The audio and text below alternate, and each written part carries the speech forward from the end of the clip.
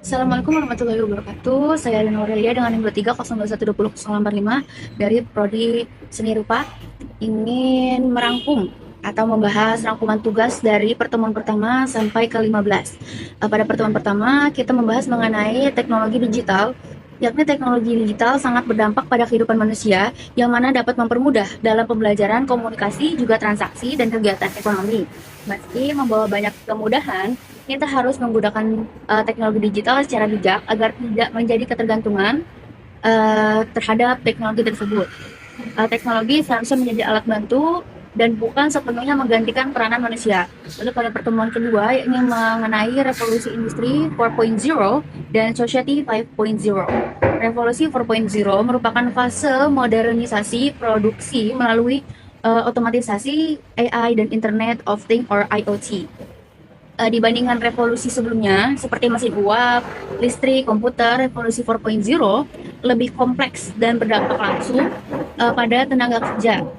Lalu Society 5.0 hadir untuk mengarahkan kemajuan teknologi agar bisa menyelesaikan tantangan sosial dan menciptakan keseimbangan antara teknologi dan nilai-nilai kemanusiaan. Lalu pada pertemuan ketiga itu mengenai dampak positif teknologi dan 7 komponennya. Teknologi membawa banyak manfaat seperti kemudahan akses informasi, meningkatkan kreativitas, kolaborasi, dan kemampuan berpikir kritis. Lalu terdapat 7 komponen penting dalam penggunaan teknologi yang baik. Yang pertama ada kultural, kedua kognitif, yang ketiga konstruktif, yang keempat komunikatif, yang kelima percaya diri, keenam kreatif, dan yang terakhir penggunaan teknologi yang secara baik itu dengan kritis. Lalu adapun masyarakat dituntut bijak dan bertanggung jawab agar teknologi dimanfaatkan secara optimal. Pada pertemuan keempat, peranan teknologi dalam kehidupan sehari-hari.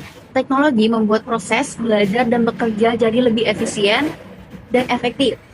Akses terhadap wawasan global kini lebih cepat dan mudah. Namun, pemanfaatannya tetap perlu kontrol agar tidak berdampak negatif, seperti ketergantungan atau penyalahgunaan informasi. Lalu pada pertemuan kelima membahas mengenai IoT atau Internet of Things, adalah konsep di mana benda fisik terhubung ke internet dan dapat saling bertukar data.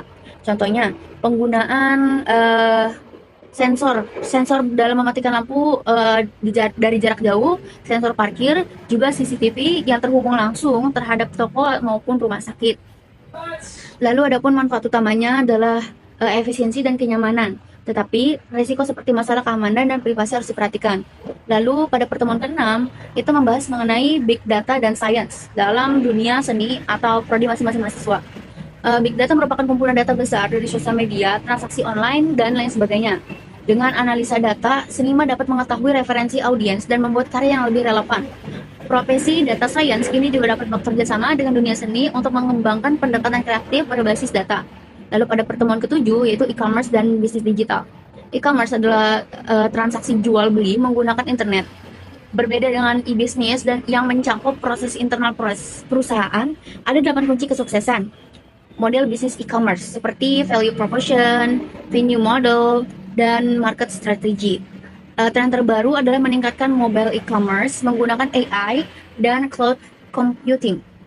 Pada pertemuan ke-8 membahas mengenai laporan praktik e-commerce yang dimanfaatkan oleh mahasiswi. Seperti saya sendiri memanfaatkan aplikasi Shopee. Dalam praktiknya, belanja online seperti membeli eyeshadow yang saya beli, yaitu menunjukkan bahwa platform e-commerce dapat digunakan dengan aman dan efisien. Pada pertemuan ke-9, strategi pemasaran e-commerce. Strategi seperti flash sale, iklan, berbayar, influencer, dan diskon terbukti mempengaruhi keputusan berbelanja konsumen. Namun, penting untuk tetap bijak agar tidak terjebak konsumtif karena promosi yang menggoda. Lalu pada pertemuan ke-10, pengenalan artificial intelligence atau AI, yaitu teknologi yang dapat meniru cara berbicara, bertindak seperti manusia, sepertinya penggunaan Google Maps, chatbot, dan virtual assistant. Meski bermanfaat, AI juga bisa membuat kesalahan jika tidak dikendalikan dengan baik, misalnya dalam mengambil keputusan yang tidak sesuai nilai sosial. Lalu pada pertemuan ke-11 membahas mengenai etika dalam bermedia digital. Penggunaan media sosial harus diiringi dengan etika. Beberapa masalah yang sering muncul adalah akun palsu, ujaran kebencian, dan cancel culture. Lalu kita harus bisa menahan emosi dan menjaga sopan santun saat berinteraksi di dunia maya agar tidak melanggar hukum digital seperti UIT, ITE atau ITE.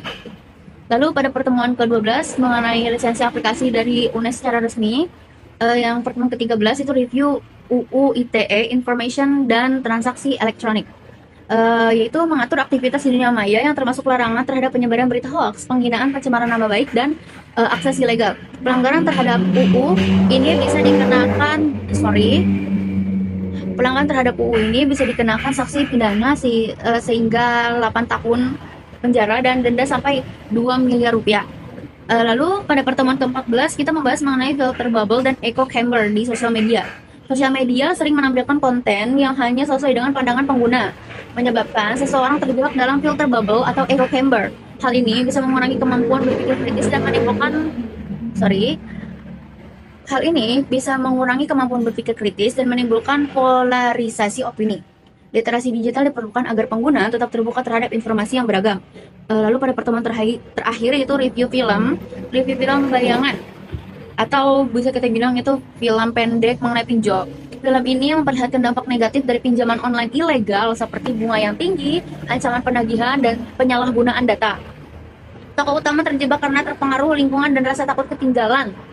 FOMO lah ya. Atau pesan utama yang bisa kita ambil dari film tersebut, jangan mudah tergoda pinjol dan lebih baik hindari solusi keuangan yang tidak jelas legalitasnya. Mungkin cukup sekian dapat disampaikan, kurang lebihnya mohon maaf. Wassalamualaikum warahmatullahi wabarakatuh.